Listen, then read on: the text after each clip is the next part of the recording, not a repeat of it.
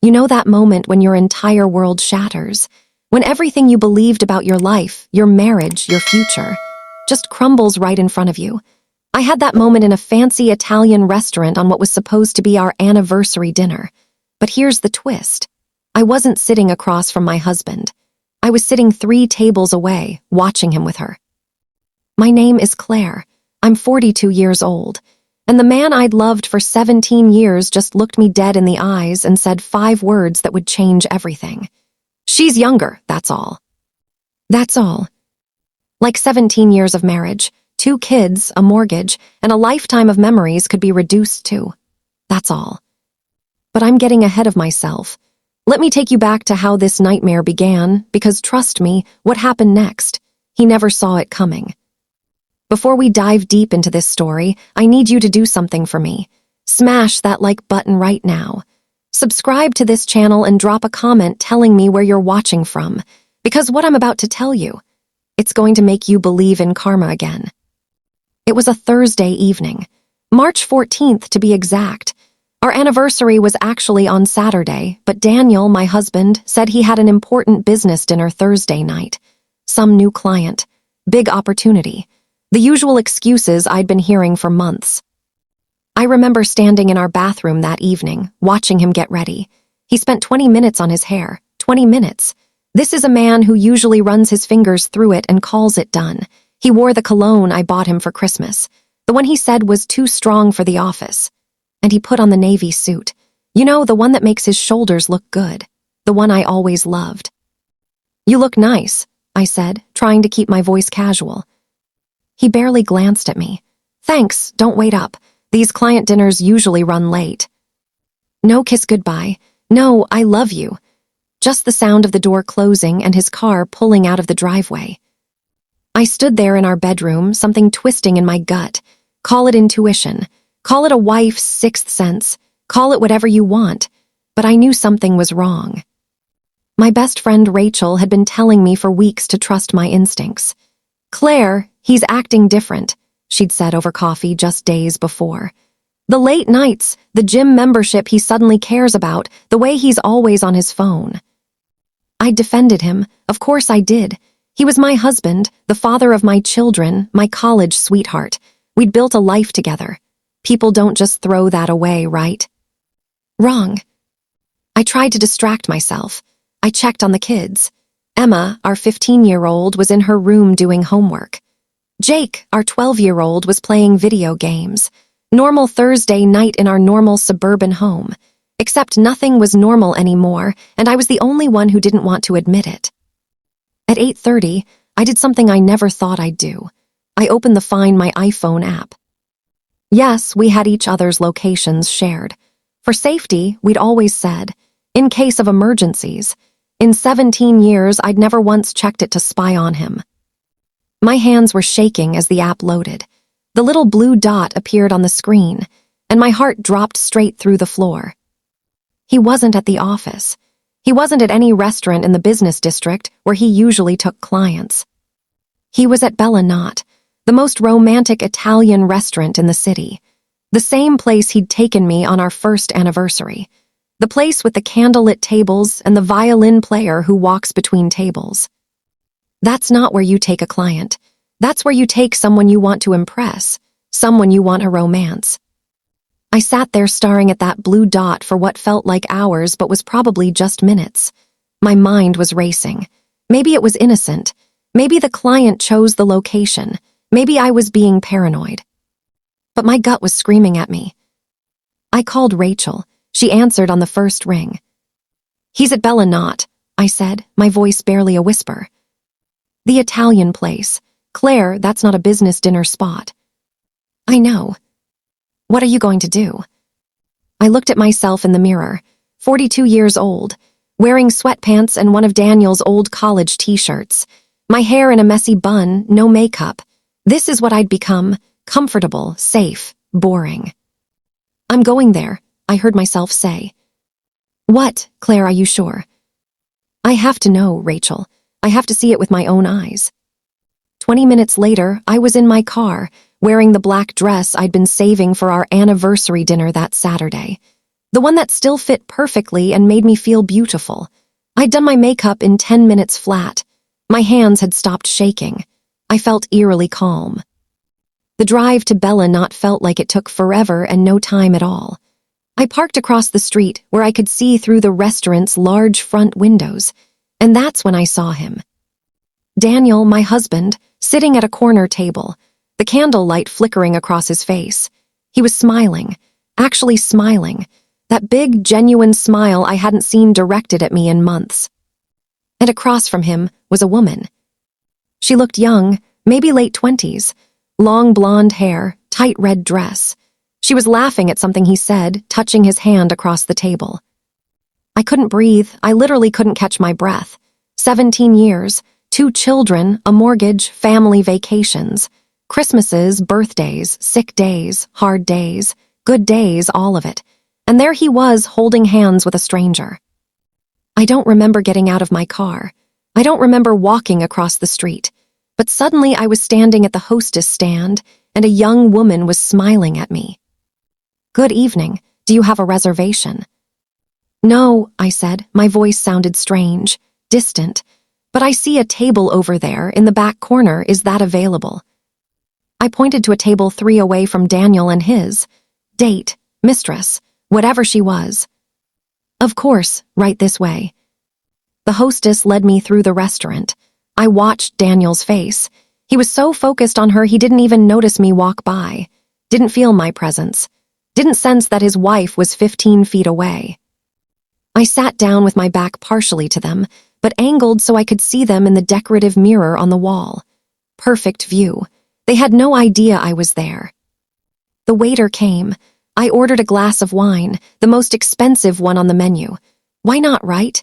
My marriage was ending. Might as well have good wine. And then I sat there and watched my husband fall in love with someone else. I need to take you back to the beginning, because you need to understand who I was before all this, who we were. I met Daniel in college. I was 19, a sophomore studying literature.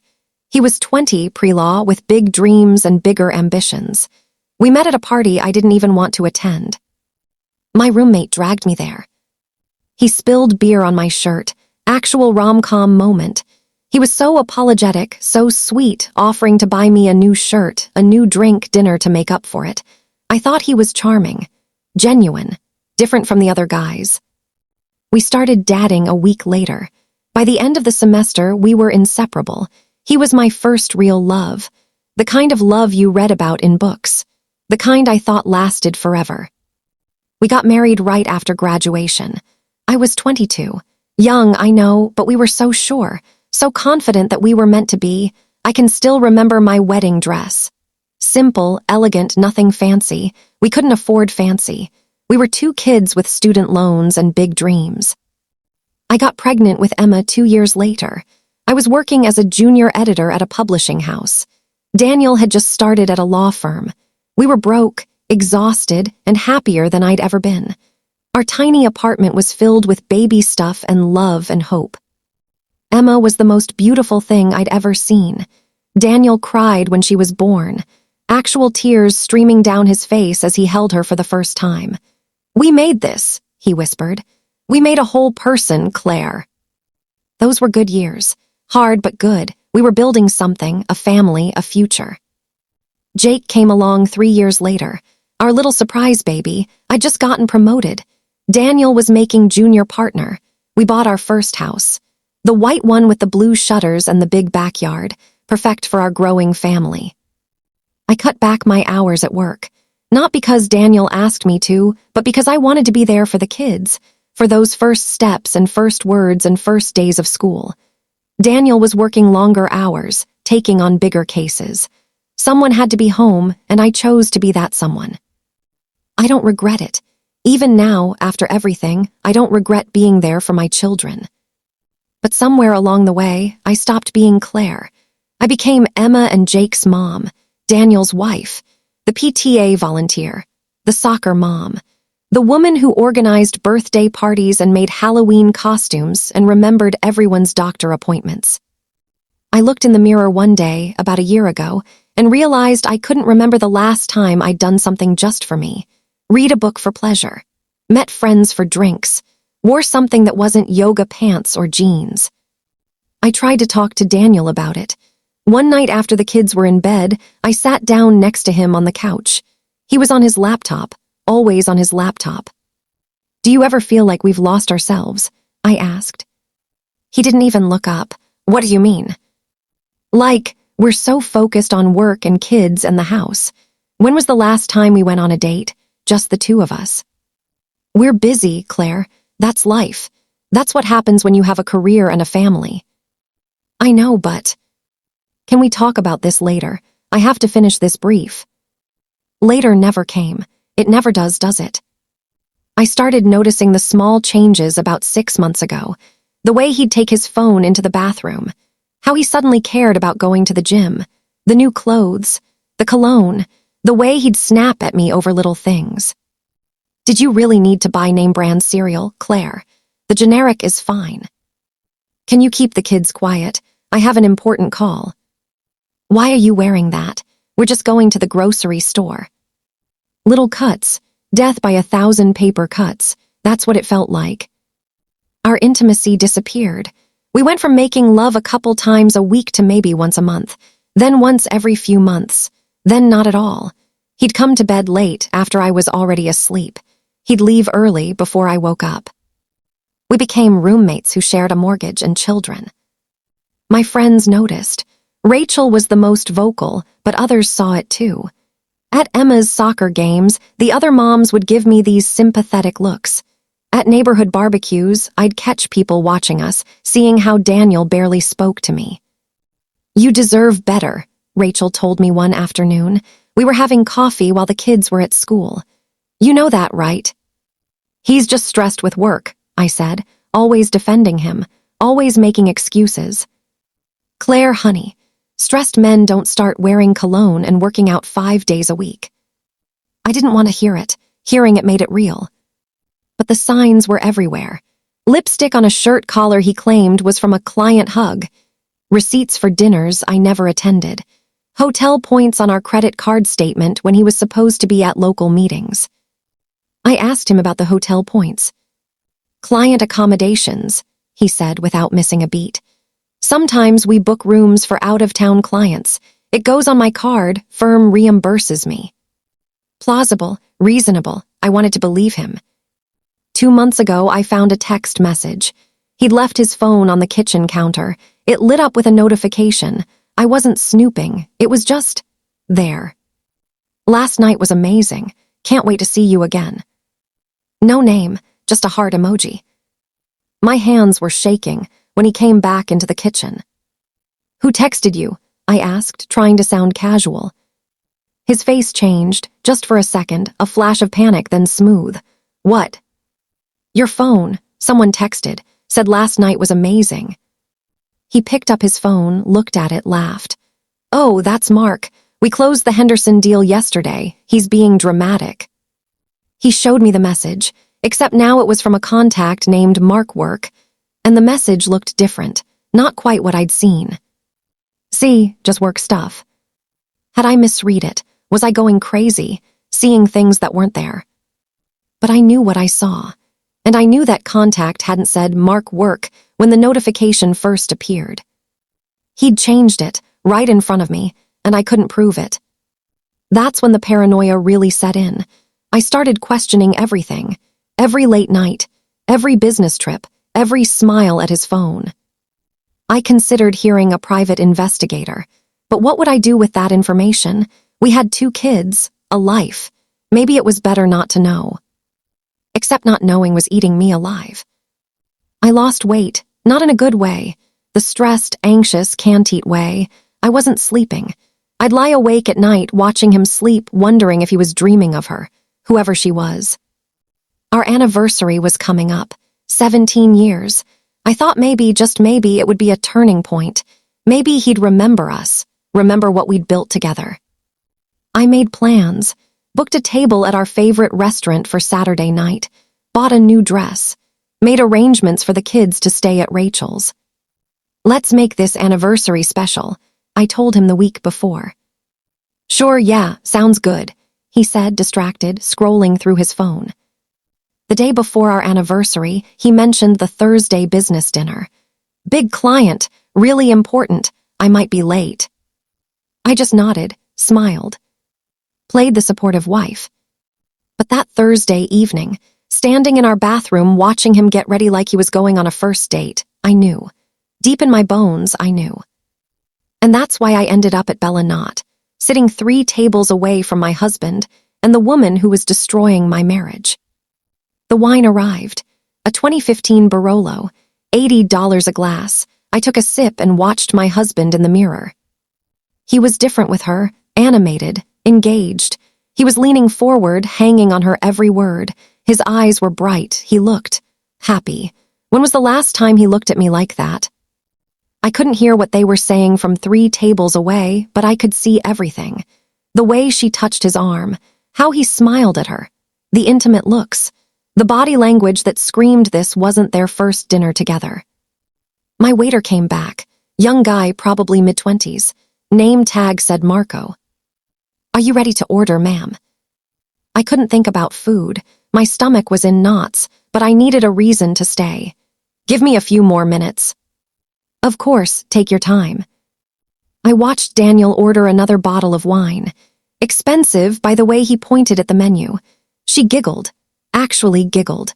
Her hand covered her mouth like some delicate flower. I wanted to walk over there, make a scene, throw wine in his face, but something stopped me. Maybe it was dignity, maybe it was shock, or maybe some part of me still didn't want to believe what I was seeing. Then she got up, headed toward the bathroom. This was my chance. I don't know what possessed me, but I got up too, followed her. We were alone in the hallway leading to the restrooms. She was even prettier up close, mid to late 20s, flawless skin, perfect hair, designer dress that probably cost more than my entire wardrobe. "Excuse me," I said. She turned, smiled politely. "Yes. I noticed you dining with someone, that man at the corner table." Her expression changed, guarded. "I'm sorry, do I know you?" "No, but I know him. That's my husband." The color drained from her face. For a moment, we just stood there, 2 women in a hallway, the truth hanging between us like a bomb about to explode. I didn't," she stammered. "Didn't know he was married. Let me guess. He told you he was divorced, separated, unhappily married and about to leave." She stepped back. He said you 2 were basically done, just staying together for the kids, that the marriage was over in everything but paperwork." I laughed, actually laughed. It sounded bitter even to my own ears. "We live in the same house, sleep in the same bed. I do his laundry, cook his meals, raise his children. Does that sound over to you?" Tears were forming in her eyes. "I'm so sorry, I didn't know, he showed me. He doesn't even wear a wedding ring." I looked down at my own hand. The simple gold band I'd worn for 17 years. Daniel had stopped wearing his about 3 months ago. "Lost it at the gym," he'd said. "I'll get it resized and back from the jeweler next week." Next week never came. "How long?" I asked her. "What?" "How long have you been seeing my husband?" She looked away. 4 months. 4 months, a third of a year, all those late nights, business trips, client dinners. "What's your name?" I asked. "Ashley," she whispered. "Well, Ashley, I hope he's worth it, because everything he's telling you. He told me the same things 17 years ago. The difference is I believed him." I turned to walk away, but then I stopped, turned back. "Actually, one more question. How old are you?" 28. 28, 14 years younger than me, 19 years younger than Daniel. I walked back to my table, sat down, drank my expensive wine. Ashley didn't return to the table. I saw her grab her purse and leave through the front door. She didn't even say goodbye to Daniel. He sat there confused, checking his phone, texting, probably asking her what happened, where she went. I watched him go from confused to concerned to angry, all in the span of 5 minutes. Then he did something that made my blood run cold. He called someone, talked for a minute, hung up, and smiled. He wasn't worried. He was already moving on to plan B, probably calling her, convincing her I was the crazy wife, manipulating the situation. That's when I realized something. This wasn't just an affair. This was who Daniel had become, a man who could lie without flinching, who could maintain 2 lives without missing a beat, who could look at his wife of 17 years and feel nothing. The anger hit me then, not the hot, explosive kind. The cold, calculated kind, the kind that makes you dangerous. Marco came back to my table. "Have you decided on dinner, ma'am?" I looked at him, then at Daniel, still sitting alone, probably trying to salvage his evening. An idea formed, crazy, petty, perfect. "Actually, Marco, I have a strange question. Do you see that man over there? Corner table." Marco glanced over. "Yes, ma'am." "When he asks for his bill, I want you to take it to him, but I have specific instructions." I explained my plan. Marco's eyes went wide, then a slow smile spread across his face. "That's, ma'am, are you sure?" I've never been more sure of anything in my life. What I didn't know then was that this petty revenge would be just the beginning, just the opening move in a game I didn't even know I was playing yet. Daniel ordered dinner, ate alone, kept checking his phone. I could see the confusion turning to irritation. His perfect evening was ruined and he didn't know why. I ordered dinner too, the most expensive thing on the menu. Lobster, another glass of wine, dessert. I wasn't even hungry, but I ate it all, every bite, because I knew what was coming. An hour later, Daniel signaled for his check. Marco walked over with the black leather folder. I watched in the mirror as Daniel opened it. His face went from neutral to confused to shocked. Because the bill inside wasn't just his, it was mine too. Every expensive glass of wine, the lobster, the dessert, all of it, combined with his meal and the bottle of wine he'd ordered for his date. The total, just over $600. But here's the beautiful part. Marco had included a handwritten note on top of the bill, exactly as I'd instructed. "Sir, the lady 3 tables behind you asked me to give you this.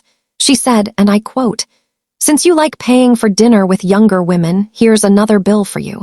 By the way, this younger woman is going home to sleep in your bed. See you there. Your wife.'" I watched Daniel's face turn red, then pale, then red again. He looked around frantically, finally spotting me. Our eyes met in the mirror. I raised my wine glass to him, smiled, the sweetest, coldest smile I could manage. Then I stood up, grabbed my purse, and walked out of that restaurant with my head held high. I didn't pay for my meal. That was the whole point. He wanted younger. He could pay for it. All of it, the drive home, was surreal. My hands were steady on the wheel, but inside I was shaking. What had I just done? The old Claire would never have pulled a stunt like that. The old Claire would have gone home, cried into her pillow, and pretended everything was fine in the morning. But the old Claire was gone. She died somewhere between "she's younger, that's all," and watching my husband romance another woman at our special restaurant. I got home at 10:15. The house was quiet. Both kids were in bed. I checked on them like I did every night. Emma was asleep with her earbuds still in, phone on her chest. I carefully removed them, plugged her phone into the charger. Jake was sprawled across his bed, covers kicked off, mouth open. I pulled the blanket over him, kissed his forehead. They had no idea their world was about to implode. How do you tell your children that their father is a cheater, that the family they've known their entire lives is built on lies? I went to our bedroom, looked at the bed we'd shared for 17 years, the photos on the dresser, our wedding picture, the kids as Bobbies, family vacations, Christmas mornings, all those memories, and now they felt tainted, poisoned by betrayal. I changed out of my black dress and into pajamas, washed my face, brushed my teeth. Normal nighttime routine in a night that was anything but normal. Then I waited. I sat in the living room, lights off, just the glow from the street lamp outside filtering through the curtains. I didn't turn on the TV, didn't look at my phone, just sat there in the quiet, wondering what version of Daniel would walk through that door. Would he be angry, defensive, Apologetic, would he try to gaslight me? Make me think I'd misunderstood what I saw. At 11:40, I heard his car in the driveway, the engine cut off. But he didn't come in right away. I could see his silhouette in the driver's seat. He sat there for almost 10 minutes, probably trying to decide on his strategy. Finally, the car door opened. His footsteps on the walkway, keys in the lock. The door opened. He stepped inside, saw me sitting there in the dark. "Claire," his voice was tight, controlled. "Daniel." He closed the door, dropped his keys on the entry table. The same table where we kept family photos and a bowl for mail. Such a normal domestic detail in such an abnormal moment. "We need to talk," he said. I almost laughed. "Now you want to talk? You haven't wanted to talk to me in months." He ran his hand through his hair, that gesture he always did when he was stressed. "That stunt you pulled at the restaurant was completely inappropriate." Inappropriate? Now I did laugh, cold and bitter. I'm inappropriate. I'm not the one having dinner with a woman young enough to be my daughter. "It's not what you think." There it was, the classic line, every cheater's favorite defense. Really? Then what is it, Daniel? Because from where I was sitting, it looked like my husband on a romantic date with another woman. At our restaurant, the place where you proposed to me. His jaw clenched. "You were spying on me." "I was investigating the man who's been lying to me for months. The man who stopped wearing his wedding ring, who comes home smelling like perfume that isn't mine, who spends more time on his phone than with his own children." "You're being paranoid." "Am I? Then who is she?" "A colleague. It was a work dinner." "Don't." My voice came out sharp, harder than I'd ever spoken to him. "Don't you dare insult my intelligence. I talked to her, Daniel Ashley, 28 years old. She told me everything." The color drained from his face. He hadn't expected that, hadn't planned for me to actually confront her. What did you say to her?" "I told her the truth, that you're married, that you have a wife and 2 children waiting at home, that every word out of your mouth is a lie." He was quiet for a long moment. I watched the calculations happening behind his eyes. Denial wasn't going to work anymore. He needed a new approach. "Okay," he said finally. "Okay, yes, I've been seeing her, but Claire, you have to understand." "I don't have to understand anything. Our marriage has been dead for years. You know that. We're just going through the motions." "Dead for years? We just celebrated our anniversary last year. You gave me flowers, told me you loved me." "And I did, I do, but not like that anymore, not like a husband should love a wife." The words hit like physical blows, each one landing with precision, designed to hurt. "When did you stop loving me?" I asked. My voice was barely a whisper now. He sighed, sat down on the couch opposite me. "I don't know, it wasn't one moment, it was gradual. You changed, Claire. You stopped being the woman I married. I became a mother. I raised your children. I built a home for us. You became boring, predictable. You wear the same clothes every day. You don't read anymore, don't have hobbies. You're just mom. That's all you are. That's all you are. Just like she's younger, that's all." I was just all in his eyes, reduced to a single dimension, not a person, not his partner, just a role that no longer interested him. "And she's not boring?" I asked. "She's exciting, spontaneous. She actually wants to do things, go places. She makes me feel alive again." "She's 28, Daniel. Of course she's exciting. She doesn't have 17 years of your dirty laundry to wash. She hasn't sat up all night with sick kids while you were at the office. She hasn't sacrificed her career and her body and her identity to build a life with you. That was your choice. We made that choice together. You said you wanted me home with the kids. You said family was important. And it is, but I can't help how I feel." I stood up. I couldn't sit anymore. The rage was building, hot and sharp. "How long, Daniel? How long have you been sleeping with her?" He hesitated. "How long?" 4 months. And before her. His silence was answer enough. "Oh my God, there were others." "Claire, how many women have you betrayed me with?" "It doesn't matter." How many? My shout echoed through the quiet house. Somewhere upstairs, I heard movement, one of the kids stirring. Daniel's face was hard. 3, including Ashley. The room spun. I grabbed the back of the chair to steady myself. 3 women, 3 affairs, while I was home making dinner and helping with homework and being the good wife. The first one was 2 years ago, he continued, his voice matter-of-fact now, like he was discussing a business transaction. It didn't mean anything, just a fling at a conference. Then there was someone last year. That ended when she got transferred. And now Ashley. 2 years. He'd been cheating for 2 years, and I'd been too stupid, too trusting, too comfortable to see it. Why are you even still here? I asked. If I'm so boring, if she's so exciting, why not just leave? It's complicated. Uncomplicate it. He stood up, facing me. Because despite everything, we have a life here. Kids, a house, shared finances. My career could take a hit if we divorce. People talk. The firm's conservative about that stuff. And there it was, the truth. He stayed not because he loved me, not because of the kids, but because leaving would be inconvenient. Bad for his image. Bad for business. So what? I'm just supposed to look the other way. Be the understanding wife while you have your fun on the side. Other couples have arrangements. We could figure something out. I stared at him. This man I'd loved since I was 19. This stranger wearing my husband's face. Get out, I said quietly. What? Get out of this room, sleep somewhere else. I can't look at you right now. Claire, be reasonable. I'm being perfectly reasonable. Either you leave this room, or I will.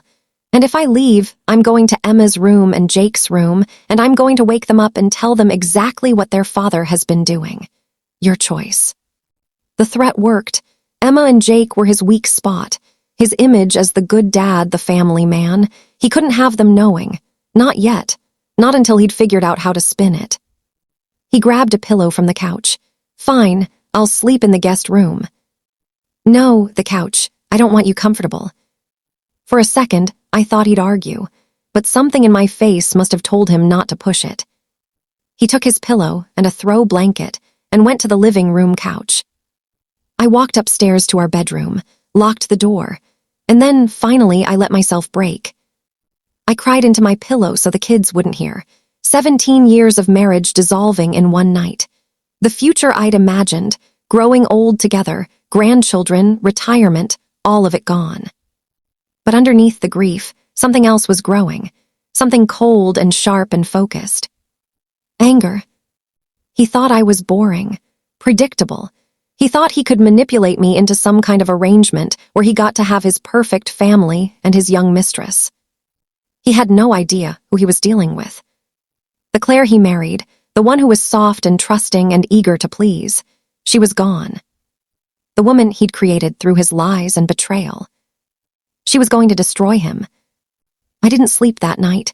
I lay in bed, staring at the ceiling, my mind racing. By the time dawn broke, I'd made several decisions. First, I needed information. Real, concrete evidence. Not just what I'd seen or what Ashley had told me, but proof that would hold up in divorce court. Second, I needed to protect myself and the kids financially. I had no idea what Daniel had been spending on his affairs, but if he'd been taking women to expensive restaurants and hotels, that money was coming from somewhere. Our somewhere. Third, I needed help, professional help. A lawyer, definitely, but also someone who knew how to gather evidence. At 7 a.m., I heard Daniel moving around downstairs. The coffee maker starting. The shower in the downstairs bathroom running. He was getting ready for work like it was a normal Friday. I stayed in the bedroom until I heard his car pull out of the driveway. Only then did I go downstairs. Emma was already in the kitchen, pouring cereal. "Where's Dad?" she asked. "Early meeting," I lied. The lies were coming easier now. Funny how that works. "You okay, Mom? You look tired." I forced a smile. "Didn't sleep well, I'm fine, sweetheart." Jake thundered down the stairs, backpack dragging behind him. "Mom, can Tommy come over after school?" "Sure, baby, of course." Normal morning, normal conversation. While my whole world was falling apart, my kids were still just kids, worried about friends and school and the everyday dramas of teenage and preteen life. I got them out the door to school, then immediately called Rachel. "He admitted it," I said the second she answered. "What?" Claire slowed down. "Daniel, he admitted everything. 3 affairs, Rachel, 3. The first one was 2 years ago." "Oh my God. Oh, Claire, I'm so sorry. Are you okay? Do you want me to come over?" "No, I mean, yes, but later. Right now I need help. I need a lawyer. And I need someone who can help me figure out what he's been doing with our money." Rachel was quiet for a moment. Then, "I know someone, a divorce lawyer, she's a bulldog, handled my cousin's divorce last year. The husband was also cheating, thought he'd get everything. She destroyed him." "Perfect. Can you get me her number?" "I'll text it to you right now. Claire, are you sure you're okay? You sound different."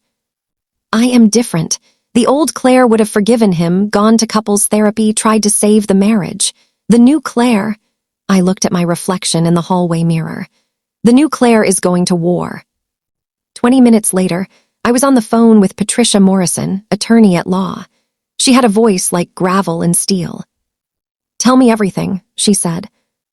I did. The affairs, the lies, the conversation last night where he suggested an arrangement.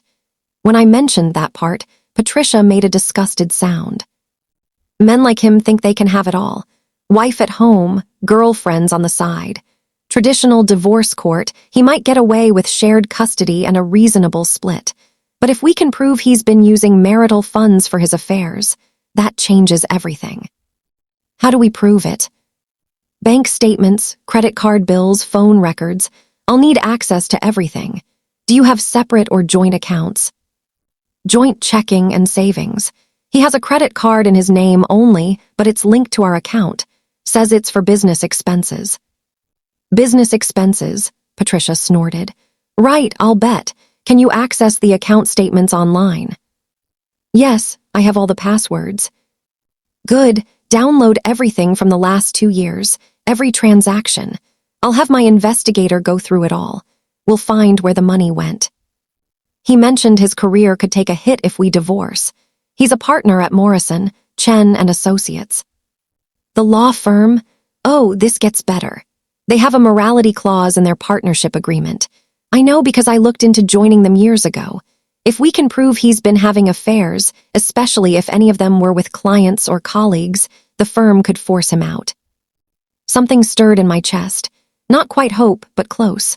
The sense that maybe, just maybe, I wasn't powerless here. "What else do I need to do?" I asked. "Document everything. Dates, times, conversations. If he texts or emails you anything incriminating, screenshot it. Don't let him know you're building a case. Act normal. Compliant, even. Let him think you're considering his arrangement." "You want me to pretend I'm okay with this?" "I want you to be smart. Men like Daniel, they're arrogant. They think they're smarter than everyone else. Let him underestimate you. Meanwhile, we gather ammunition." We talked for another 30 minutes. She explained the divorce process, what I could expect, what I should prepare for. By the time I hung up, I had a clear plan. Step 1. Financial investigation. I opened my laptop and logged into our bank accounts. Joint checking showed the usual: mortgage, utilities, groceries, kids' expenses. But there were also cash withdrawals. Large ones. 500 here, 300 there, all from ATMs near his office. The credit card was more interesting. Charges at restaurants I'd never been to. Hotels downtown. A jewelry store. He definitely hadn't bought me jewelry in over a year. Flowers from an expensive florist. Not the ones he occasionally brought home to me, apparently. I downloaded 2 years of statements, just like Patricia said. The evidence was all there, in black and white. Thousands of dollars spent on his affairs while I clipped coupons and bought generic brand cereal. Step 2. Phone records. This was trickier. The phone account was in his name, but I was an authorized user. I called the cellular company, verified my identity, and requested detailed billing statements. "Just want to check our data usage," I told the customer service rep, thinking about changing plans.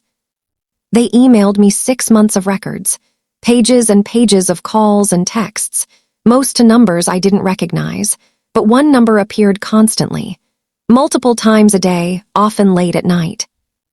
I did a reverse lookup. The number belonged to Ashley Brennan, age 28, marketing coordinator at a firm downtown. Marketing coordinator, not a client, not even a lawyer, just a woman he'd met somehow and decided was worth destroying his marriage for. I kept digging, found her social media profiles, Instagram full of selfies and brunch photos and inspirational quotes, LinkedIn showing her career history, Facebook set to private, but her profile picture showed her at a charity gala, wearing the necklace Daniel had charged to our credit card 3 months ago. I took screenshots of everything. Step 3, physical evidence. I went to Daniel's home office. He thought it was his private space.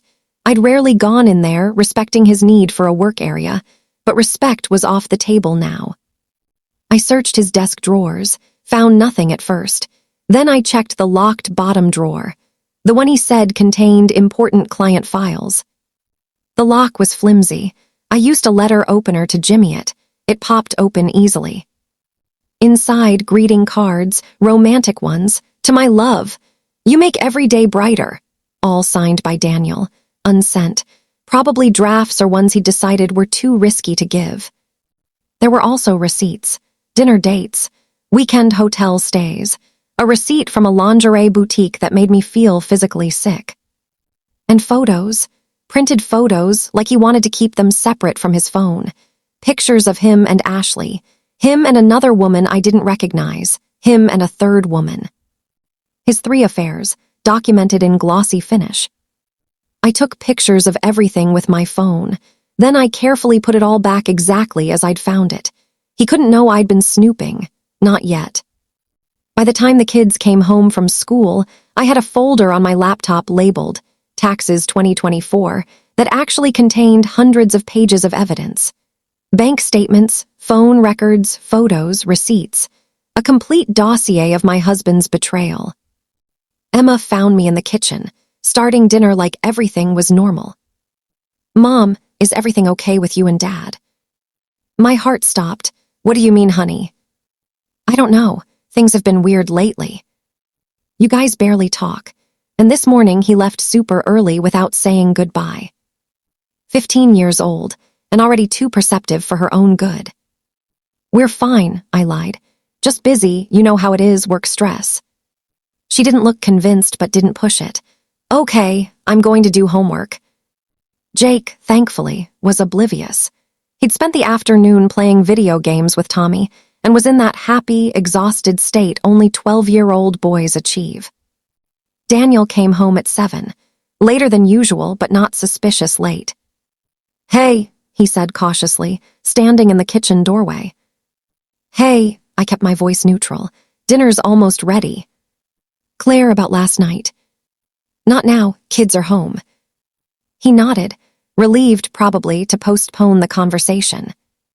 We ate dinner as a family, completely surreal. Emma talked about her math test. Jake complained about his English teacher. Daniel asked appropriate dad questions and made appropriate dad comments. I sat there, smiling and nodding, while inside I cataloged everything. The way he checked his phone every few minutes, how he barely looked at me, the fact that he'd showered and changed before coming home, washing off evidence of wherever he'd actually been. After dinner, after the kids went upstairs, he tried again. "Can we talk?" "Sure." I led him to the living room, sat on the opposite end of the couch from him. "I've been thinking," he said, "about us, about what I said last night. And maybe I was too harsh. You're not boring. You're stable, reliable. That's important." Stable, reliable, the most romantic words ever spoken. "What are you saying, Daniel?" "I'm saying maybe we don't have to blow up our whole life. We can work this out, be adults about it." "By work this out, you mean your arrangement idea?" He shifted uncomfortably. "It works for some couples. We maintain the family unit, the public image, but privately we have freedom. Freedom for you to sleep with whoever you want, while I sit home with the kids. Freedom for both of us. You could see other people too if you wanted. The absurdity almost made me laugh. When exactly did he think I'd have time to conduct an affair, between carpools and grocery shopping? But I remembered Patricia's advice. Let him underestimate me. I need time to think about it, I said. His face brightened. He actually thought I was considering it. Of course, take all the time you need. But I have conditions. If I'm even going to think about this, I need honesty, complete honesty. Okay. Are you still seeing Ashley? He hesitated, then, yes. At least he was being honest about that. Probably figured I already knew anyway. Do you love her? Another hesitation. I don't know, it's new, exciting, I care about her. And us, do you care about us? You're the mother of my children, Claire. Of course I care. Not I love you, not you're my wife. Just mother of my children. Another role, another box I fit into. I need a few days, I said, to process all this, think about what I want. That's fair. He actually reached over and patted my hand, like I was a good dog. I'm glad you're being reasonable about this. Reasonable, sure, let's call it that. That night, he slept in the guest room without me having to ask. Said he wanted to give me space. More likely, he wanted to text Ashley without me seeing. I didn't care. I lay in our bed alone, going over my plan. Patricia had said to gather evidence and act normal. Check. Next step, find out exactly what I was entitled to in a divorce. The house, the savings, his pension, child support, alimony. I wanted to know every dollar I could take from him. And then, when I had everything lined up perfectly, I'd strike. But not yet, not until I was absolutely ready. Daniel thought he was in control, thought he'd manipulated me into accepting his disgusting arrangement. He had no idea he was already caught in a trap. And it was about to snap shut. The weekend was a master class in acting. I played the role of the contemplative wife, considering her options. I was civil to Daniel, not warm but not hostile either, exactly what he'd expect from someone thinking things over. Saturday morning, he actually asked if I still wanted to go out for our anniversary dinner. We can still celebrate, he said. 17 years is worth acknowledging. The audacity, the sheer audacity of this man. I don't think I'm up for it, I said. Maybe another time. Sure, whatever you need. He went to play golf. Probably wasn't actually playing golf, but I didn't care anymore. I had other things to focus on. I met Patricia at her office. She worked Saturdays, which she said was common in family law. Divorces don't take weekends off, she joked darkly. Her office was in a sleek downtown building, all glass and steel, professional, intimidating, perfect. Patricia herself was in her 50s, steel gray hair cut in a sharp bob, suit that probably cost more than my car. She had the look of someone who'd been through battles and won. Claire, good to meet you in person. Her handshake was firm. Let's see what you've got. I showed her everything. The bank statements, credit card charges, phone records, the photos from Daniel's drawer. She went through it all methodically, making notes. This is good, she said. Really good. He's been spending marital funds on his affairs for 2 years. Hotels, dinners, gifts. We're talking about $15,000, maybe $20,000. That's dissipation of marital assets. The court won't like that. What does that mean for the divorce? It means he has to pay it back. We calculate what he spent on his affairs and add it to your side of the settlement. Plus, it shows character. A judge seeing this will not be sympathetic to him. She pulled out a legal pad and started doing calculations. The house is worth approximately $400,000. We owe $200,000 on the mortgage. Joint savings, $80,000. His pension and $401K. I'm not sure exactly, maybe $300,000. She wrote it all down. Kids are 15 and 12. Courts favor keeping them in the family home for stability. You'll likely get the house. He'll have to buy you out of his half of the equity or you keep it as part of the settlement. What about his income? He makes what, $250,000 a year. Around that. You're entitled to alimony. You've been married 17 years. You sacrificed your career to raise the kids. Depending on the judge, you could get anywhere from 30 to 40% of his income for potentially half the length of the marriage. So 8 to 10 years of support. I did the math in my head. 75 to 100,000 a year for up to a decade. Plus child support, Patricia continued. 2 kids, his income level, you're looking at probably $3,000 a month minimum. My head was spinning. I'd come into this thinking I'd be left with nothing, starting over from scratch. But I wasn't powerless. I had rights, legal rights. What about his partnership at the firm? I asked. Patricia smiled. It wasn't a nice smile.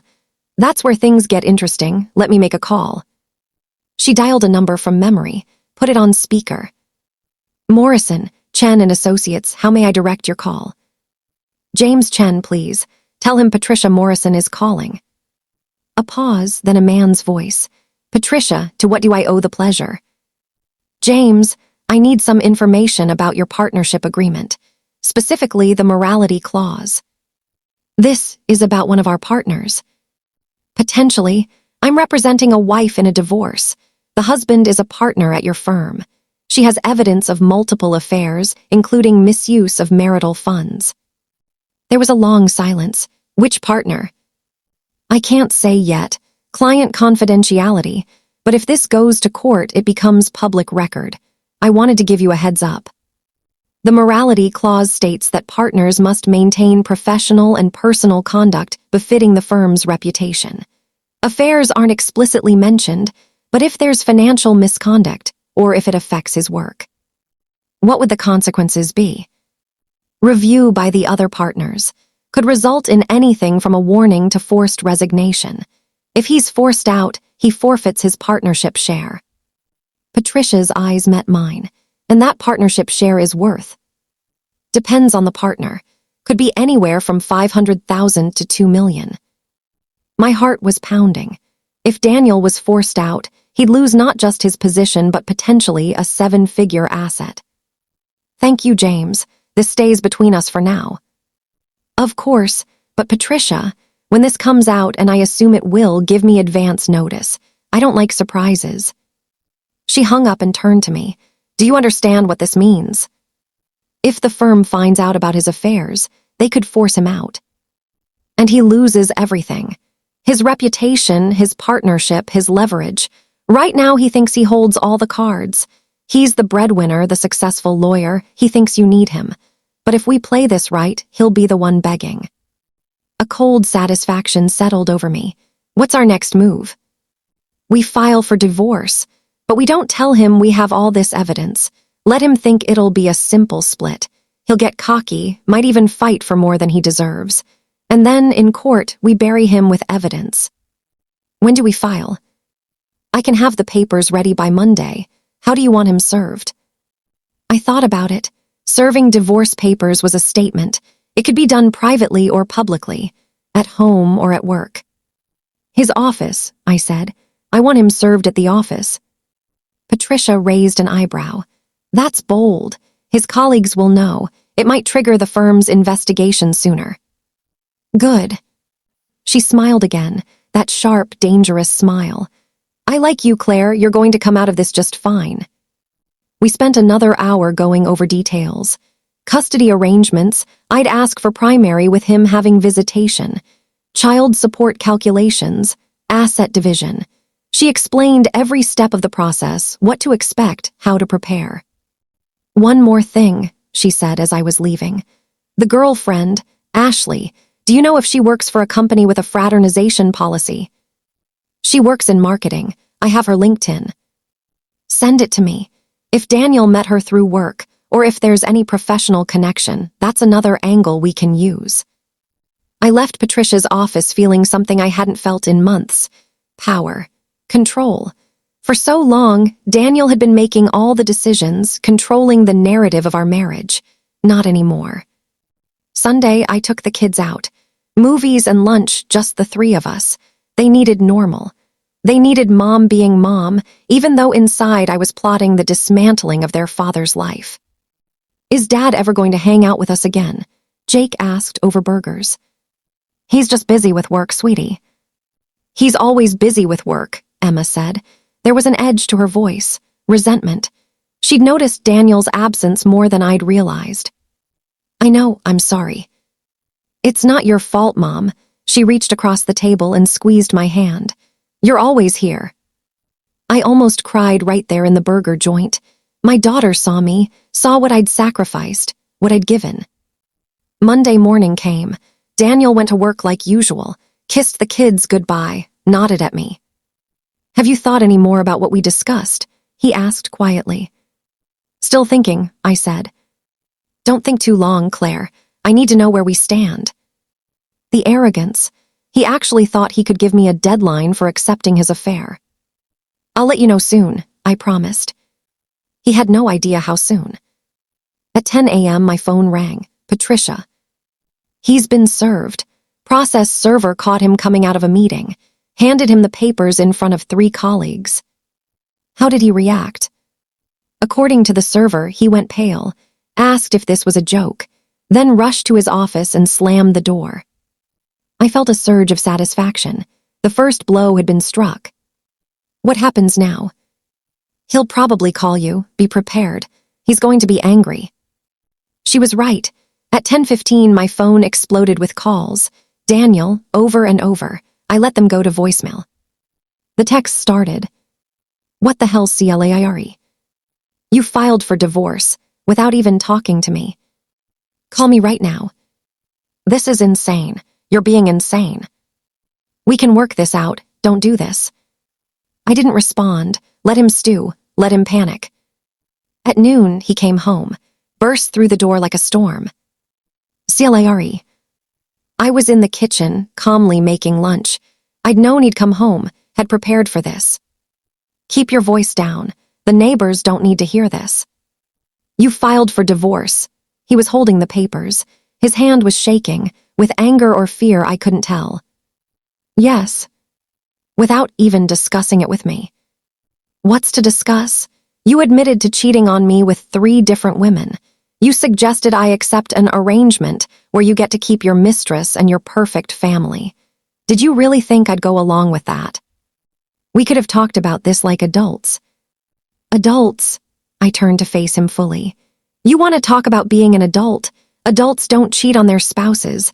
Adults don't lie for 2 years. Adults don't spend marital funds on their affairs.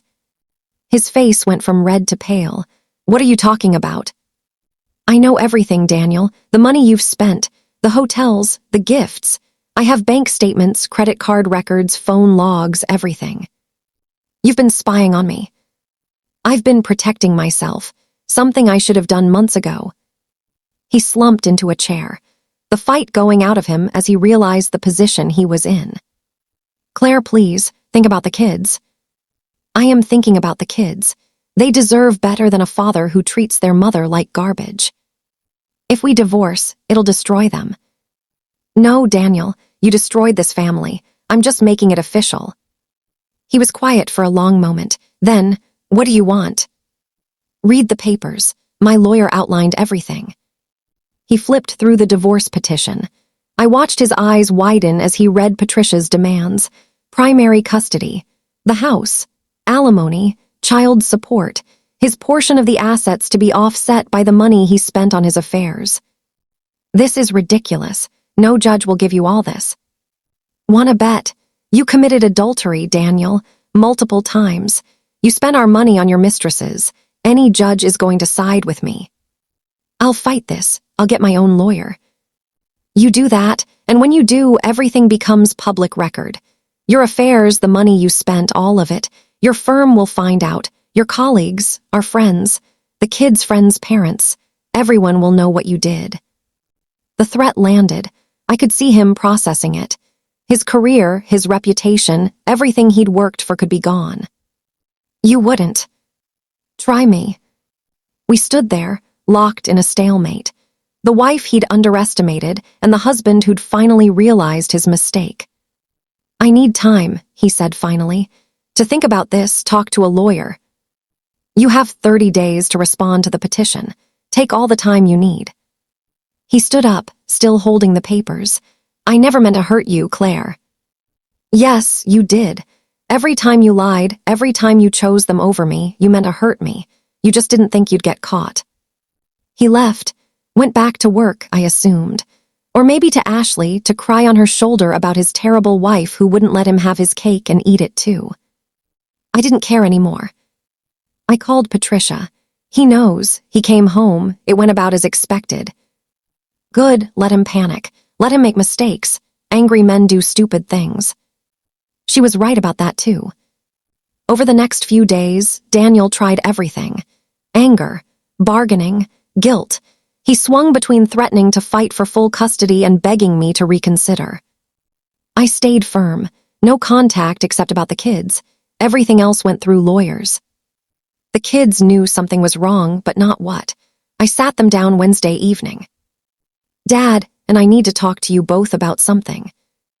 Daniel had come over for this. We'd agreed we had to tell them together. Emma and Jake sat on the couch, looking between us with worried faces. Your dad and I have decided to separate, I said gently. Emma's face crumpled. You're getting divorced. We're going to try a separation first, see how things go. Why? Jake's voice was small. What happened? Daniel and I had agreed not to tell them about the affairs. Not yet. They didn't need that burden. Sometimes adults grow apart, Daniel said. It's not anyone's fault. I bit my tongue. It absolutely was someone's fault, but this wasn't the time. Where will you live, Dad? Emma asked. I'm going to get an apartment nearby. You'll stay here with Mom, but you'll see me all the time. Weekends, dinners, nothing really changes. Everything changes, I thought, but I kept quiet. Jake started crying. My 12-year-old boy who thought he was too old for tears. I pulled him into a hug. It's going to be okay, baby, I promise. Emma was harder. She sat there, arms crossed, jaw set. This is so stupid. You're being stupid. Emma, Daniel started. No, families don't just give up. You're supposed to work things out. She ran upstairs, slammed her door. The sound echoed through our breaking home. The first 2 weeks after filing for divorce were the hardest. Not because I regretted my decision. I didn't, not for a second.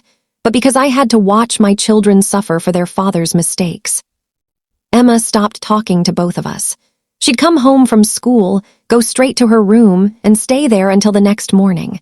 Her grades started slipping. Her soccer coach called to say she'd been distracted at practice. Jake became clingy. He'd follow me from room to room, like he was afraid I'd disappear too. He had nightmares. I'd wake up at 2 a.m. to find him standing in my doorway, asking if he could sleep in my bed. Of course, baby, always. Daniel moved into a furnished apartment across town, not close to Ashley, interestingly. When I looked up the address, it was in a bland corporate complex. Temporary, like he still thought this might blow over. He took the kids every Wednesday evening and every other weekend. I hated sending them with him, knowing what he'd done, but Patricia advised me to be cooperative. Judges like parents who encourage relationships with both sides. Don't give him ammunition to claim you're alienating the kids. So I smiled and waved as they left with their father, and I waited for them to come home. But while I was playing the cooperative co-parent publicly, privately I was building my case. Patricia's investigator, a woman named Sarah, had been digging deeper into Daniel's activities, and what she found was worse than I'd imagined. She called me on a Thursday afternoon. Claire, can you come to Patricia's office? There's something you need to see. My stomach dropped. What did you find? Better to show you in person. I arranged for Rachel to pick up the kids from school and drove to Patricia's office. My hands were shaking on the steering wheel. Patricia and Sarah were waiting in the conference room. Sarah had a laptop set up, files spread across the table. Sit down, Patricia said gently. I sat. Sarah turned the laptop toward me. I've been going through Daniel's financials like you asked. The credit card statements, bank records, everything. And the affairs go back further than 2 years. I found charges dating back almost 5 years. Different restaurants, different hotels. Always the same pattern, expensive dinners, hotel rooms, gifts. 5 years, not 2, 5. Jake was 7 when this started. Emma was 10. How many women? I asked. Sarah hesitated. Based on the patterns and some social media deep diving, at least 7 that I can confirm. 7, not 3, 7. The room spun. I gripped the edge of the table. There's more, Sarah said quietly. One of them, Claire, one of them worked at the firm. A junior associate named Jennifer Larson. She left about 3 years ago, moved to Seattle. I found emails between her and Daniel. They were having an affair for almost a year. An affair with a colleague. That triggered the morality clause. Does the firm know? I asked. Not yet, but they will when this goes to trial. Patricia leaned forward. Claire, this changes everything. This isn't just adultery. This is a pattern of behavior, serial cheating, and the affair with a colleague opens up the firm to potential liability. If she was junior to him, there could have been a power dynamic issue. What does this mean for the divorce? It means we have him completely. No judge will give him anything close to 50-50 when they see this. You'll get primary custody, the house, alimony, everything we asked for and probably more. I should have felt victorious. I should have felt vindicated. Instead, I felt sick. 5 years of lies, 7 women, maybe more that Sarah hadn't found yet. Our entire marriage had been a sham. There's one more thing, Sarah said. She pulled out a printed email. This is from Ashley to a friend. She apparently forwarded it to her Gmail account. I got access through, well, let's just say I have my methods. I read the email. It was dated 3 weeks ago. He says he's leaving his wife soon. Finally, I know he's been saying that for months, but this time feels different. He's looking at houses for us. Actual houses, not apartments. He showed me listings in the suburbs, good school districts. I think he's serious about us having a future, maybe even kids someday. I know he already has 2, but he says he wants more. A fresh start with me. My hands were shaking so hard, I could barely hold the paper. He'd been planning a whole new life, with her, while still living in our house, sleeping in our bed when I let him. He was going to leave me anyway, I whispered. Patricia nodded. I think the only reason he suggested the arrangement is because you found out before he was ready to go. He's trying to buy time to get his finances in order. What finances? Everything is joint. Exactly, Sarah, show her. Sarah pulled up another document. Bank statements for an account I'd never seen before. Daniel opened a personal account 8 months ago. He's been funneling money into it. 500 here, 1,000 there. Small enough not to trigger attention. He's up to almost $40,000. $40,000. Hidden from me. Money he was stockpiling for his new life with Ashley. That's illegal, right? Hiding assets during a divorce. Extremely, Patricia said. And we can prove it. He opened this account after the marriage was clearly in trouble, obviously in preparation for leaving. The court will not look kindly on this. The rage I'd been keeping controlled suddenly exploded. I want to destroy him, I said. My voice didn't sound like my own. I want him to lose everything. Patricia and Sarah exchanged looks. Claire, Patricia said carefully, I understand you're angry. You have every right to be, but we need to be strategic here. Emotional decisions lead to mistakes. I'm not being emotional, I'm being rational. He lied to me for 5 years.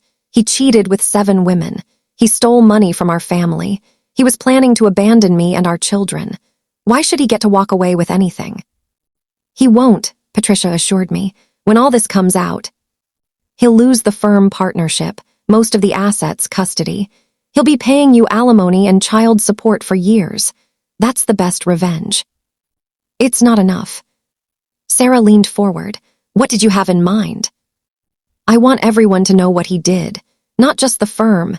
Everyone. His family, our friends, the parents at the kids' school. I want his reputation destroyed. Claire, think about Emma and Jake, Patricia warned. If this becomes public, they'll suffer too. Kids at school will talk. They'll be the children of the cheater dad. She was right. I knew she was right. But the anger was so consuming I could barely think straight. "Let me go home," I said. "I need to think." I drove home in a daze, picked up the kids from Rachel's, made dinner, helped with homework, normal mom activities while inside I was screaming. After the kids went to bed, I sat in the dark living room, thinking. Patricia was right. Going scorched earth would hurt the kids. But doing nothing, letting Daniel get away with a clean, quiet divorce felt wrong too. There had to be a middle ground, a way to make him pay without destroying our children's lives in the process. My phone buzzed, a text from an unknown number. "Mrs. Morrison, this is Jennifer Larson. I heard you're divorcing Daniel. Can we talk?" Jennifer, the junior associate he'd had an affair with 3 years ago. I stared at the text for a long moment, then typed back. "Yes, when?" Her response came immediately. "Tomorrow, I'm in town for work. There are things you should know about your husband, things that might help your case." We arranged to meet at a coffee shop across town, somewhere we wouldn't run into anyone we knew. That night, I barely slept. What could Jennifer possibly tell me that I didn't already know? What could be worse than what I'd already discovered? The next morning, I dropped the kids at school and drove to the coffee shop. Jennifer was already there. I recognized her from her LinkedIn profile. 31, pretty in a professional way, suit and briefcase. She stood when she saw me. "Mrs. Morrison, thank you for meeting me." "Call me Claire, and thank you for reaching out." We sat, ordered coffee, awkward silence. "I'm sorry," she said finally. "For my part in everything. I was young and stupid, and he was a partner. I thought it meant something." "How long were you together?" "About a year. I was a second-year associate. He was my mentor. It started at a firm retreat. Too much wine, hotel rooms, you know." "I did know, now. Why did it end?" "I found out I wasn't the only one. He was seeing another associate in the corporate department at the same time. When I confronted him, he said I was being dramatic, that we were just having fun. I realized then what he was, a predator, someone who used his position to manipulate young women." "Did you report him?" She shook her head. "I should have, but I was afraid. He's powerful at the firm. I was nobody, so I just left. Took a job in Seattle, started over." "Why come forward now?" "Because I heard through the grapevine that he's still doing it, still using his position to seduce associates and staff. And I heard you filed for divorce. I thought you should know the truth, for your case. Would you be willing to testify to that, in court or in a deposition?" She paled. That would destroy my career. People would know." "People should know. He shouldn't get away with this." She was quiet for a long moment. "If it's in a deposition, sealed records, not public." "I can ask my lawyer, but Jennifer, if you don't speak up, he'll keep doing this. To other young women, other families." Tears formed in her eyes. "I know, you're right. Okay, I'll do it. Tell me what you need." We talked for another hour. She told me everything. The other woman at the firm. The way Daniel would use his influence to get them good assignments, then hold it over them. The manipulation, the lies. By the time I left that coffee shop, I had enough to bury Daniel. Not just in divorce court, but professionally. I called Patricia from my car. "I just met with Jennifer Larson. She's willing to give a deposition about the affair and Daniel's pattern of behavior with junior staff." "That's huge, Claire. With her testimony, we can show this wasn't just marital infidelity. This was abuse of power. The firm will have to act." "Good. When can we move forward?" "I'll set up the deposition for next week. In the meantime, keep doing what you're doing. Be civil with Daniel. Don't let him know what's coming." That was getting harder. Every time I saw him, dropping off the kids or picking them up, I wanted to scream. To tell him I knew everything. To watch his face when he realized how completely caught he was. But I stayed quiet, smiled, made small talk about the kids. He was getting comfortable. I could tell. He'd hired a lawyer, some guy from a rival firm. They'd sent over a counteroffer to my divorce petition. He wanted joint custody to keep his 401k to pay minimal alimony. Patricia had laughed when she read it. He's dreaming. When we present our evidence, he'll be lucky to get supervised visitation. The deposition was scheduled for the following Tuesday. Jennifer flew in from Seattle. Patricia prepped her the day before. I wasn't allowed in the room during the deposition, conflict of interest, but Patricia called me right after. She was perfect, detailed, credible, emotional at the right moments. She gave us everything. The affair, the other women at the firm, the way he'd use his position. Daniel's lawyer looked like he was going to be sick. What happens now? Now we wait for Daniel's response.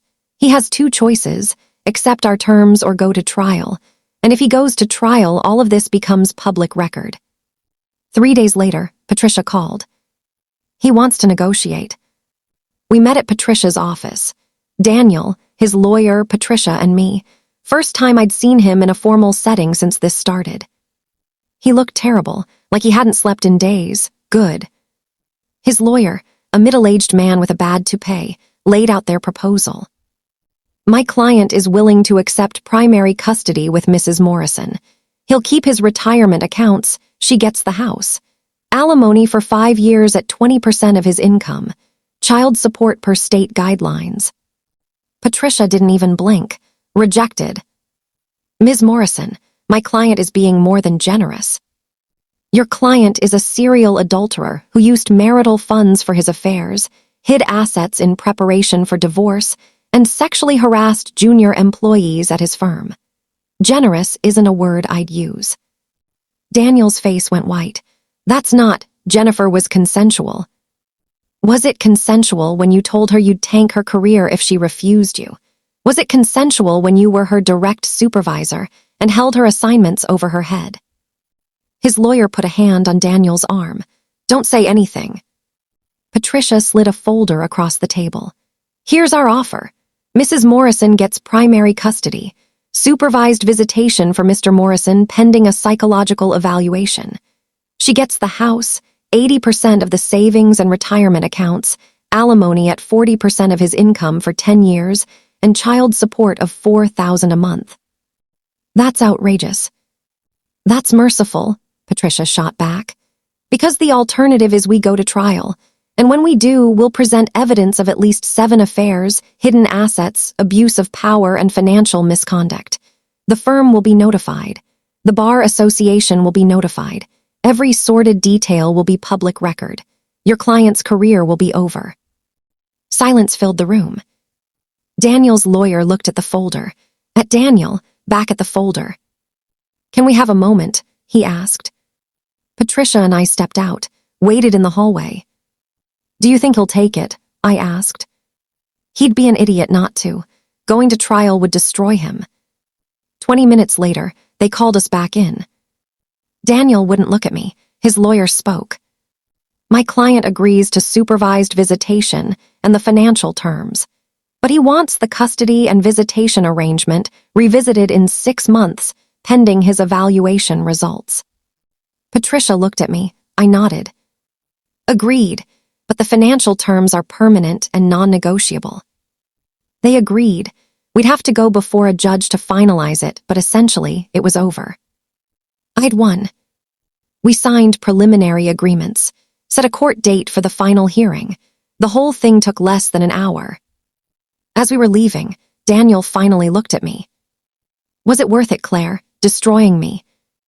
I stopped, turned to face him. You destroyed yourself. I just made sure there were consequences. The kids will never forgive you for this. The kids don't know what you did, and they won't unless you make me tell them. So I suggest you be a good father from here on out, because I have enough evidence to make sure they never want to see you again. It was a low blow, using the kids as leverage, but he'd used them first, claiming to stay for them while planning his escape. I walked out of that office building into the sunshine, got in my car, and finally broke down. Not from sadness, from relief. It was over, the hard part at least. Now came the harder part, rebuilding my life. The next 72 hours were a blur of paperwork, phone calls, and preparation. Catherine moved fast, faster than I thought possible. She filed for emergency spousal support, legal separation, and a restraining order against Patricia for harassment. She sent a formal cease and desist letter to Daniel's workplace, to his personal email, and to Patricia's address. "We're hitting them from all sides," she explained during one of our calls. "We don't give them time to think. We don't give them time to hide assets or prepare a defense. We strike hard and fast." I was living in the little studio apartment now, and even though it was tiny, it felt like a sanctuary. For the first time in months, I could breathe. No Patricia walking in unannounced. No Daniel avoiding me. Just me, my baby, and the quiet. But I wasn't resting. Catherine had given me assignments, and I took them seriously. "I need you to make a list of everything you contributed to that marriage," she'd said. "Not just money, time, labor, emotional support, everything. Because we're going to paint a picture of a woman who gave everything and got nothing in return." So I wrote, pages and pages. I documented every dinner I'd cooked, every time I'd supported Daniel through a hard day at work, every family event of his I'd attended while he skipped mine. I wrote about the times I'd cleaned his mother's house when she was sick, the birthday gifts I'd carefully chosen for her, the ways I'd tried to be the perfect daughter-in-law. I wrote about the pregnancy, how I'd gone to every appointment alone, how I'd cried myself to sleep worrying about money, about the future, about bringing a baby into such a broken situation. And I wrote about the emotional abuse. That's what Catherine called it, and the more I wrote, the more I realized she was right. The gaslighting, the isolation, the financial control, the way Patricia had systematically destroyed my confidence while Daniel stood by and let it happen. By the time I finished, I had a 20-page document. I sent it to Catherine. She called me an hour later. "Sarah, this is powerful, really powerful. I'm going to use this." "For what?" "For everything. The judge needs to see who you are, not just a name on paperwork, a real person, a woman who was mistreated and cast aside. This is going to matter." 3 days after I'd sent Daniel that final text, Catherine called with news. "He's been served." My heart jumped, and he lawyered up, fast. Some guy named Richard Patterson, I know him. He's competent but not great, mostly handles simple divorces. The fact that Daniel went with him tells me 2 things. 1, he's taking this seriously. 2, he's cheating out and doesn't want to pay for a top-tier attorney. What happens now? Now we wait for their response. They have 10 days to file. In the meantime, we have the emergency hearing for spousal support in 2 days. Thursday at 9 a.m. You need to be there. My stomach twisted with nerves. Will he be there? Probably. His lawyer will definitely be there. What about Patricia? She's not party to this case, so no. But Sarah, listen to me. When you see Daniel, you do not react. You don't cry. You don't yell. You sit there calm and composed, and you let me do the talking. Understood? Understood. Good. Wear something simple and professional. Look put together but not too fancy. We want the judge to see a pregnant woman who's struggling but trying her best. I spent the next 2 days preparing mentally. I practiced staying calm. I rehearsed in my head what it would feel like to see Daniel again. I tried on every outfit I owned until I found one that looked right. A simple navy blue maternity dress. Modest. Dignified. The night before the hearing, I couldn't sleep. I lay in bed, staring at the ceiling, one hand on my belly. My baby was active tonight, rolling and kicking like they could sense my anxiety. "Tomorrow's a big day," I whispered. "We're going to face him, and we're going to win." I wanted to believe that. I needed to believe it. Morning came too fast and too slow at the same time. I got up, showered, did my hair and makeup carefully. I looked at myself in the mirror and barely recognized the woman staring back. She looked older, harder, but also stronger. I met Catherine outside the courthouse at 8:30. She was wearing a sharp gray suit, carrying a leather briefcase, all business. "You look perfect," she said, looking me over. "How are you feeling?" "Terrified." "Good, use that. Let the judge see that you're scared but brave. Come on." We walked into the courthouse together. The building was old, with marble floors and high ceilings. Our footsteps echoed. Everything felt heavy, official, real. We found the right courtroom and sat in the hallway, waiting. Catherine went over last-minute details, but I barely heard her. My mind was racing. And then I saw him. Daniel. He came around the corner with a man in a suit who must have been his lawyer. Daniel looked awful. Thinner, tired, dark circles under his eyes. He saw me and froze. For a second, just a second, I saw something in his face. Regret, maybe. Guilt. But then his lawyer touched his arm, said something, and Daniel's face went blank. He walked past us without saying a word. Catherine squeezed my hand. "You okay?" I nodded, not trusting my voice. "Remember, we've got this." At 9 o'clock, we were called into the courtroom. It was smaller than I expected. Just the judge's bench, a table for us, a table for them, and a few rows of seats. The judge was a woman in her 60s with short gray hair and reading glasses perched on her nose. She looked stern, but not unkind. "This is a hearing for emergency spousal support in the matter of Sarah Mitchell versus Daniel Mitchell," she said, looking at her papers. "Ms. Morales, you're representing the petitioner." Catherine stood. "Yes, Your Honor." "And Mr. Patterson, you're representing the respondent." Daniel's lawyer stood. "Yes, Your Honor." "Let's proceed. Ms. Morales, make your case." Catherine was incredible. She laid out the facts clearly and calmly. The marriage, the pregnancy, my contributions to the household, the joint account I'd been locked out of, the eviction from the marital home. "Your Honor, Mrs. Mitchell is 7 months pregnant and was forced out of her home with no access to funds, no notice, and nowhere to go. She's currently living in a small apartment with less than $300 to her name. Meanwhile, Mr. Mitchell remains in the marital home with full access to all marital assets. This is not only unfair, it's unconscionable." The judge looked at Daniel. "Mr. Mitchell, is it true you locked your wife out of your joint bank account?" Daniel's lawyer started to speak, but the judge held up a hand. "I want to hear from Mr. Mitchell himself." Daniel stood, looking uncomfortable. I was advised to protect our assets during the separation." "Advised by whom?" He hesitated. "My mother." The judge's eyebrows went up. "Your mother, not a lawyer." She thought it was best." "And did you consider what was best for your pregnant wife?" Silence. "Mr. Mitchell, I asked you a question." "I was confused, Your Honor. I didn't know what to do." Catherine stood. "Your Honor, if I may, Mr. Mitchell was not confused when he allowed his mother to physically remove his wife from their home. He was not confused when he ignored dozens of phone calls and text messages from Mrs. Mitchell begging for help. He made a choice, and that choice left a pregnant woman homeless and destitute." The judge looked at the paperwork in front of her, then at me. "Mrs. Mitchell, when is your due date?" I stood, my voice shaky. "January 15th, Your Honor." "And you have no income currently?"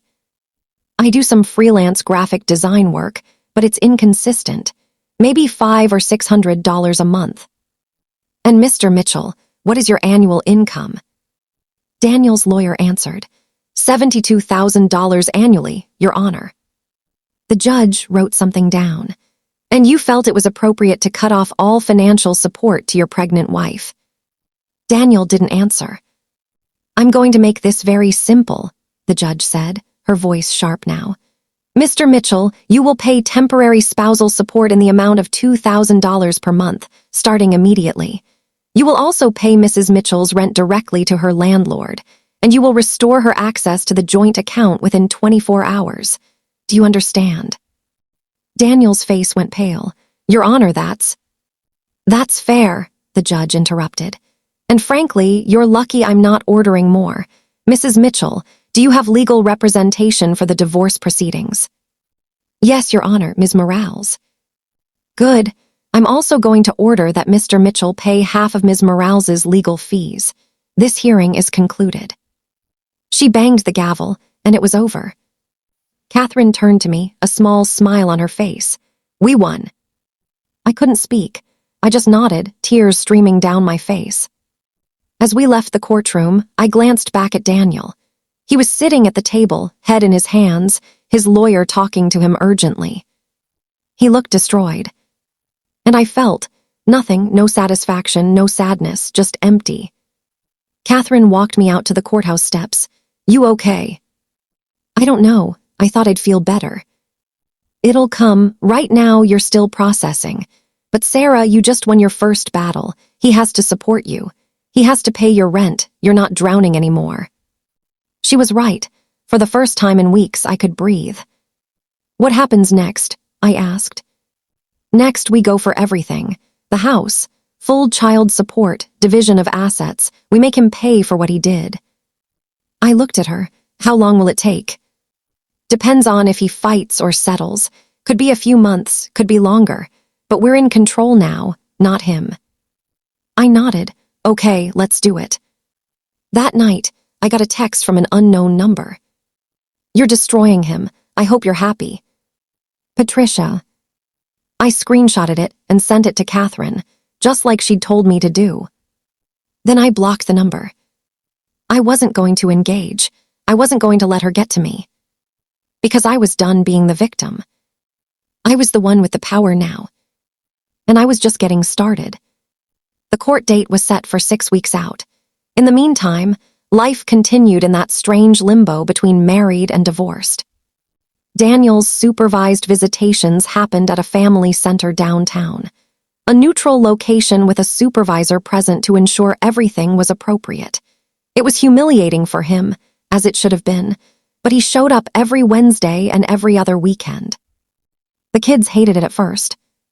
"Why can't Dad just come to the house?" Jake asked after the first session. "It's just temporary, baby, until some things get sorted out." Emma was more perceptive. "You don't trust him alone with us." "It's not about trust, honey. It's what the court requires right now." She didn't believe me. I could see it in her eyes, but she didn't push. What the kids didn't know, what I hoped they'd never have to know, was that during Jennifer's deposition, she'd mentioned Daniel had a drinking problem. Not severe, but enough that he'd sometimes show up to work smelling of alcohol. Sometimes he'd drink during their affair encounters, enough to become unpredictable. Patricia had flagged it as a safety concern, hence the supervised visits and the requirement for a psychological evaluation. Daniel was furious about it, but he complied. He had no choice. 2 weeks after our negotiation, Patricia called with news. "The firm knows." My heart jumped. "How?" Daniel's lawyer had to disclose the deposition to the firm's legal counsel, part of protecting the firm from liability. James Chen called me this morning. They're conducting an internal investigation. What does that mean for Daniel? At minimum, he's suspended pending the investigation results.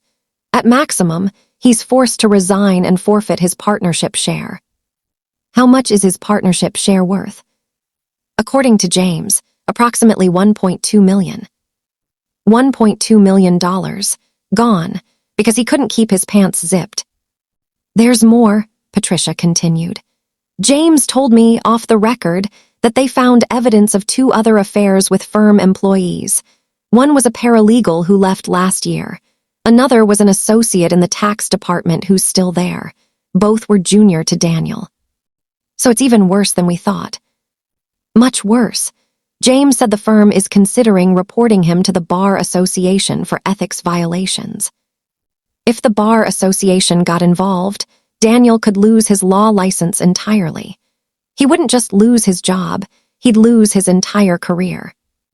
"What should I do?" I asked. "Nothing. This is out of our hands now, just let it play out." But it was hard to do nothing when I could see the fallout happening in real time. Daniel stopped showing up to supervised visitation on time. He'd be 15, 20 minutes late.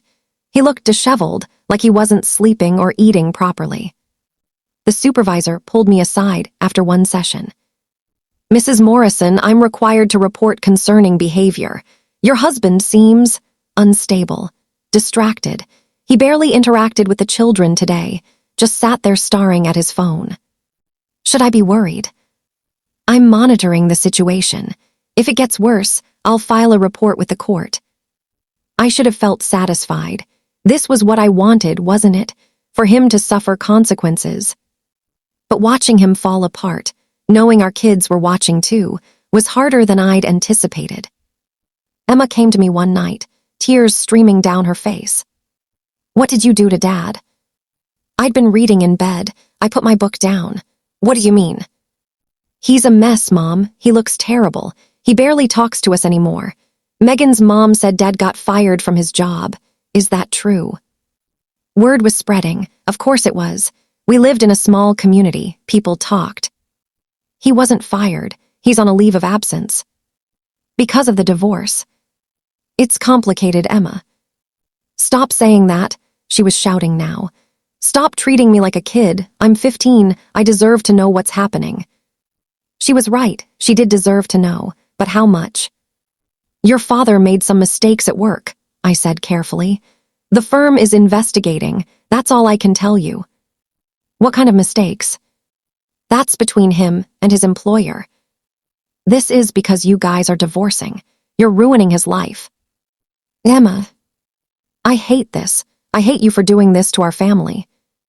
She ran from my room, slammed her door so hard a picture fell off the hallway wall. I sat there, shaking.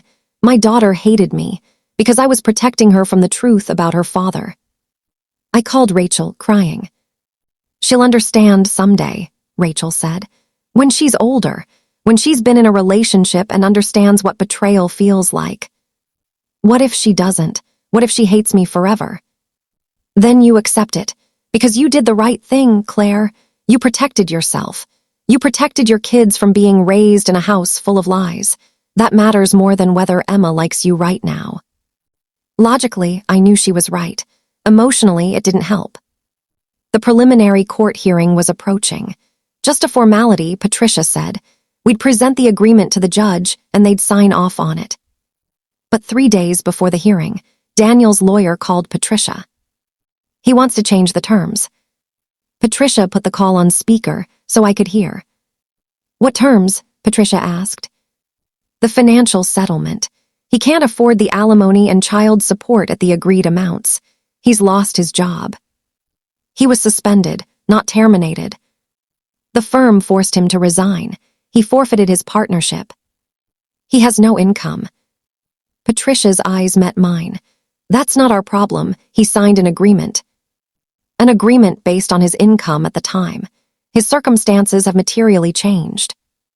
Due to his own actions, the court won't look favorably on him creating his own hardship to avoid obligations. Ms. Morrison, be reasonable. We've been more than reasonable. The agreement stands. See you in court. She hung up. Can he actually get out of it? I asked. He can try. He'll claim hardship, inability to pay. But judges hate it when people sabotage their own income to avoid support. And that's essentially what he did. His suspension and resignation are directly related to his misconduct. So we're okay. We're fine, don't worry. But I did worry. What if the judge felt sorry for him? What if they decided I was being too harsh? The night before the hearing, I couldn't sleep. I kept rehearsing what I'd say if the judge asked me questions, kept imagining worst-case scenarios. At 3 a.m., I got up and went to the kitchen for water. Found Emma sitting at the table in the dark. Honey, what are you doing up? She looked at me. Her face was blotchy from crying. I heard you on the phone with Rachel last week. About Dad, about what he did. My heart stopped. What did you hear? That he cheated on you, with a bunch of women, that he stole money. I sat down across from her. No point in denying it now. Yes, that's true. Why didn't you tell me? I was trying to protect you. You don't need to carry that burden. So you let me think you were the bad guy, that you were ruining everything. I'd rather you be mad at me than hate your father. She wiped her eyes. That's stupid. Maybe, but you're my daughter. Protecting you comes first. Even if I hate you for it. Even then. We sat in silence for a moment. I don't actually hate you, she said quietly. I was just mad. I know, baby. Does Jake know? Not yet, he's too young. He's going to find out eventually.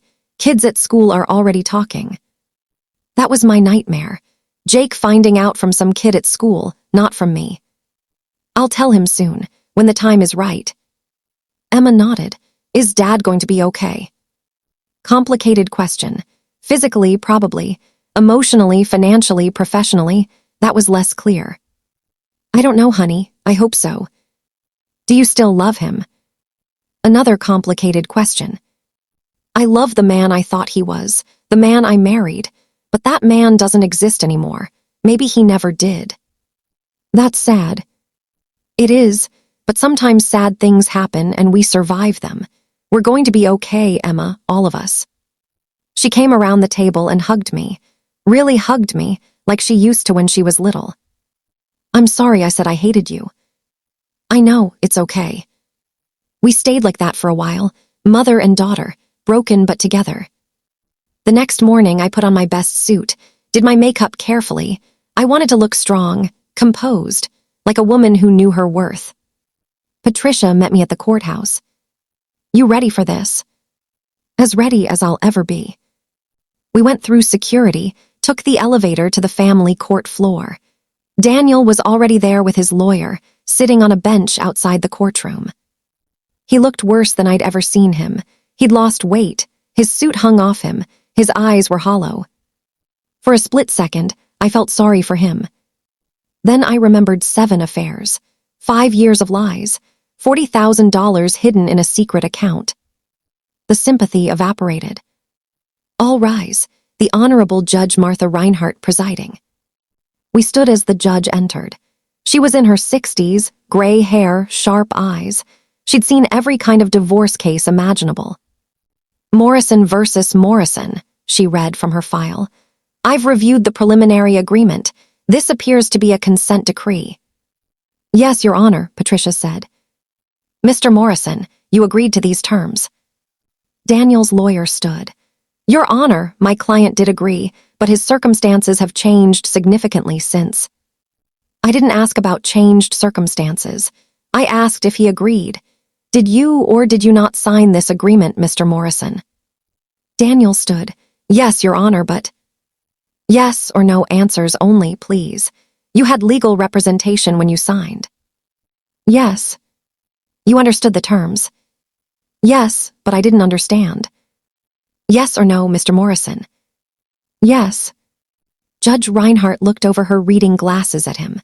Then unless you can show me evidence of coercion or fraud, this agreement stands.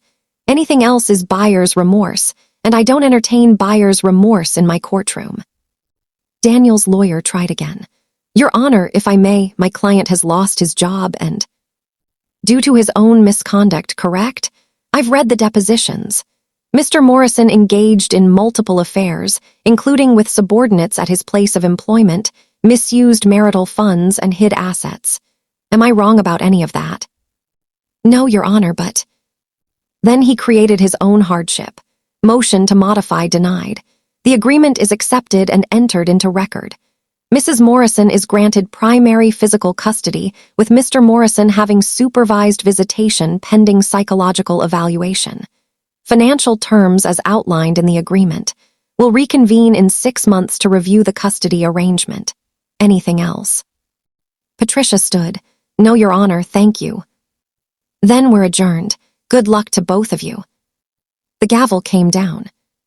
It was over, just like that. 17 years of marriage ended with the bang of a gavel. I walked out of that courtroom legally separated, soon to be divorced, with everything I'd asked for. Daniel didn't even look at me as we left. Outside the courthouse, Patricia shook my hand. Congratulations, you did it. Why doesn't it feel like winning? Because divorce isn't about winning, it's about surviving. And you survived, Claire, now you get to rebuild. Rebuilding. That was the word everyone kept using. Rachel, my therapist, yes, I'd started seeing one, Patricia, even my mother when I finally told her everything. You're free now, Claire. Time to rebuild your life. But what did that even mean? I was 42 years old. I hadn't worked full-time in over a decade. I had 2 traumatized kids.